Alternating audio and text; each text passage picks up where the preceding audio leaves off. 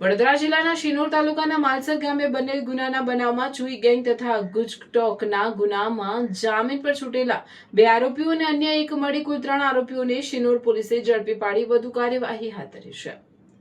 વડોદરા ગ્રામ્ય પોલીસ દ્વારા ઓપરેશન પરાક્રમ અંતર્ગત અસામાજિક તત્વો સામે સખત કાર્યવાહી હાથ ધરવામાં આવી રહી છે।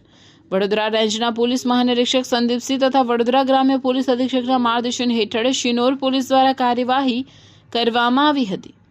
ગત 10 મે 2026ના રોજ માલસર ગામે બનેલા બનાવમાં આરોપીઓએ ફરિયાદીના ઘરે જઈ જાહેરમાં ગાળો બોલી મારામારી કરી હતી તેમજ જાનથી મારી નાખવાની ધમકી આપી હતી। આ ગુનામાં ચુઈ ગેંગ તથા ગુજટોક હેઠળ અગાઉ ગુનાઓમાં સંડોવાયેલા અને જામીન પર છૂટેલા આરોપીઓ ફરાર હતા। શિનોર પોલીસ ઇન્સ્પેક્ટર RR વસાવાના માર્ગદર્શન હેઠળ અલગ અલગ ટીમો બનાવી તપાસ હાથ ધરવામાં આવી હતી। ઇન્ટેલિજન્સના આધારે પોલીસે જામીન પર છૂટેલા અરુણ જયેશભાઈ માછી અને રવિ ઉર્ફે કાડિયો સુભાષભાઈ માછી સહિત અન્ય એક આરોપીને મળી કુલ 3 આરોપીઓને ઝડપી પાડ્યા હતા।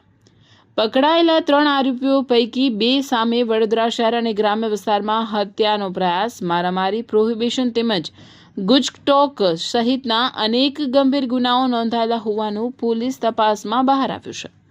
આ સમગ્ર કામગીરીમાં પીઆઈ RR વસાવા, ASI પ્રકાશભાઈ, હેડ કોન્સ્ટેબલ ગિરીશભાઈ તેમજ પોલીસ કોન્સ્ટેબલ સવાભાઈએ મહત્વની ભૂમિકા ભજવી હતી।